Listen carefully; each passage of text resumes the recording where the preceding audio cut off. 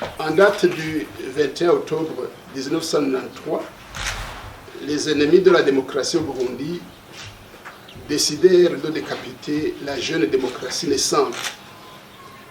en assassinant sauvagement le président de la République, son Excellence Ndadaye Melchior, qui venait d'être élu à travers des élections démocratiques, les premières tenues au cours des dernières 60 années dans le pays. Dans la foulée et dans l'optique de faire disparaître à jamais la démocratie au Burundi, les assassins ont aussi éliminé la majorité des hauts dignitaires de l'État, issus du parti Sahwanya-Frodebu, et ses alliés, dont principalement l'honorable Karibwami Poncien, président de l'Assemblée nationale, l'honorable Imazivute Gilles, vice-président de l'Assemblée nationale, Excellence Ndayikieza Juvenal, ministre de l'Administration du territoire et du développement communal, Monsieur Ndikumwami Richard, administrateur général de la documentation et de l'immigration, Madame Shimirimana Eusebi, épouse de son Excellence Jean-Ntunganya Sylvestre, Madame Katabashirwa Sylvana, épouse de Barumbozako Dominique, Monsieur Bizimana Deo, gouverneur de Kirundo, Monsieur Nhamvukiye Evariste, gouverneur de Bubanza, Monsieur Sentamo Anglebert, gouverneur de Karusi, Monsieur Nurwakera Joachim, gouverneur de Gitega, ainsi que plusieurs députés et hauts dignitaires issus du parti Sahwanya-Frodebu et des partis alliés. Nous rendons en vibrant hommage au héros national de la démocratie, son Excellence le Président Ndadaye Melchior, à tous ses compagnons de lutte qui ont été assassinés pour la même cause, ainsi qu'à toutes les familles endeuillées dignes de porter le nom de martyrs de la démocratie au Burundi. La 29e commémoration de la mémoire du héros national de la démocratie au cours de ce mois d'octobre 2022 est une période propice pour nous souvenir et méditer sur son héritage, à savoir la mise en place d'un Burundi nouveau qui tranche avec les affres que le pays avait connues avant 1993. Pour cette 29e commémoration, le parti Sahwanya-Frodebu a choisi comme thème principal 29 ans après l'assassinat du président Melchior Ndadaye, y a-t-il un espoir de meilleur lendemain pour le peuple burundais?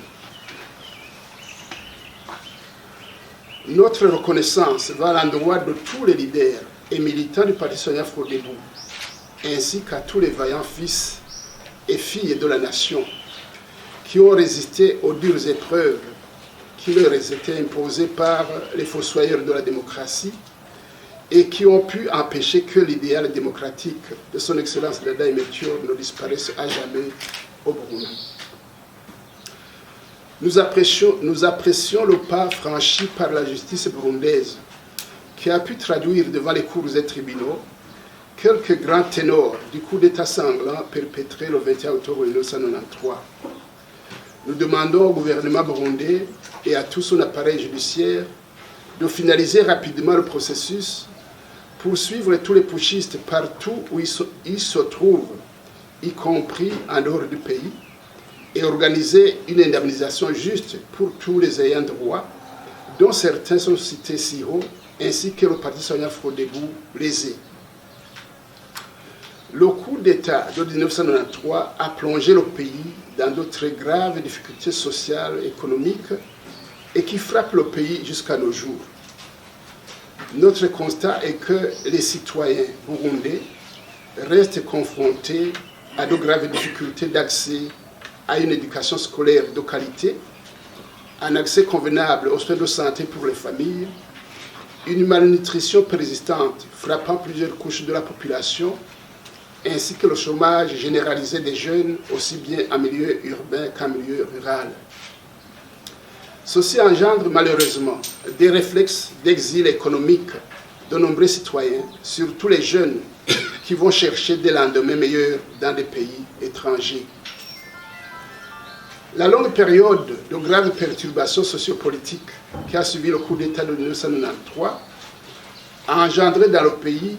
de mauvaises habitudes de gouvernance, incluant une dégradation de l'état de droit. Les problématiques de l'impunité chez bien de citoyens considérés comme des tout-puissants intouchables, ainsi que celles de la corruption et la gabégie, devenues endémiques, sont des défis majeurs qui sont dressés sur la voie de la démocratie et du développement au Burundi. Nous constatons que, malheureusement, beaucoup de réfugiés extérieurs et déplacés intérieurs du pays n'ont pas encore pu regagner leur pays ou leur propriété et mènent une vie sans lendemain. Les événements de 2015 ont compliqué davantage la situation, hypothéquant ainsi le processus de réconciliation nationale. La reconstruction socio-économique du pays tarde à se manifester de façon dynamique. La réforme agraire, la réhabilitation de l'outil de production et la redynamisation de l'activité agricole pour transformer l'agriculture de subsistance en une agriculture de marché, tant prônée par le président Melchior Ndadaye, reste à l'état embryonnaire. La non-maîtrise de la démographie galopante par rapport à la production du pays le pousse dans une dangereuse situation de besoin de consommation dépassant largement la production. Les manifestations visibles et nuisibles remarquables de cette situation sont les pénuries fréquentes ou les prix exorbitants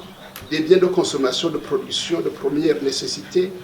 comme les denrées alimentaires, les engrais, les médicaments, le carburant, les matériaux de construction, les fournitures scolaires, pour n'en citer que cela, défiant de loin le pouvoir d'achat des populations, tant urbaines que rurales, et les plongeant davantage dans une misère endémique. Afin de faire face à tous ces défis qui s'opposent à la nation burundaise et garantir des lendemains meilleurs à son peuple, nous formulons les recommandations qui suivent. Au gouvernement, il doit de prendre des orientations fortes en vue d'asseoir dans le pays une bonne gouvernance politique et économique à même de favoriser un état de droit et l'essor socio-économique de la nation.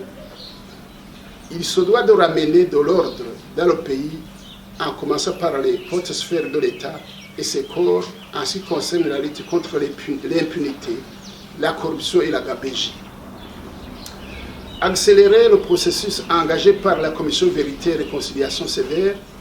et l'étendre sur d'autres périodes ayant endeuillé le Burundi comme le cri de 1988 et de 1993,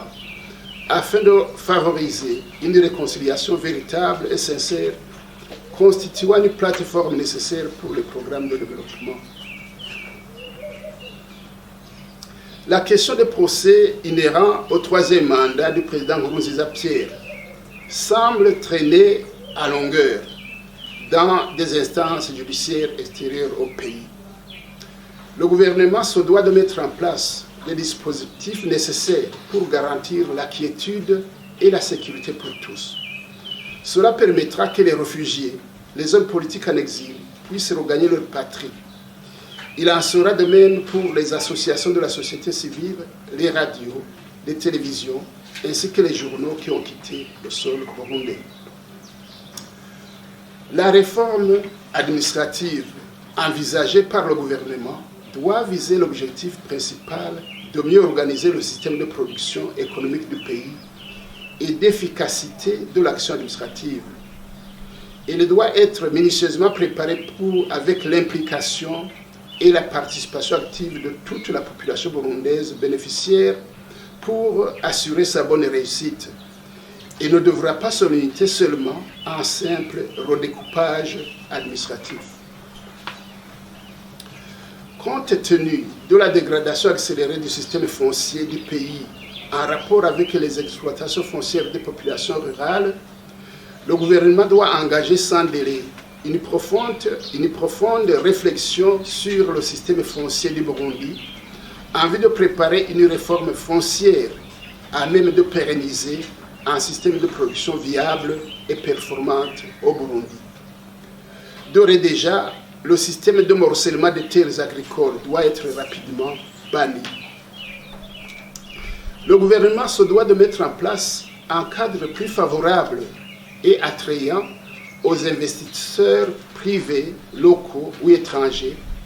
surtout ceux qui veulent investir dans les secteurs productifs, industriels et agro-industriels,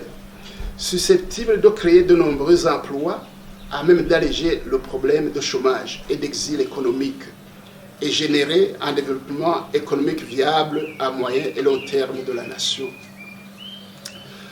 Dans ce même cadre, le Parti Sahel-Afro-Debout salue les récentes décisions prises par le gouvernement pour une bonne gestion des devises et bureaux de change au Burundi. Il appelle à aller de l'avant et dialoguer avec les professionnels et exploitants du secteur minier ainsi que le secteur énergétique afin de prendre d'autres mesures profitables pour l'économie du pays et des lendemains meilleurs pour ses citoyens. Le gouvernement doit s'organiser pour favoriser l'importation des produits de première nécessité, y compris les denrées alimentaires,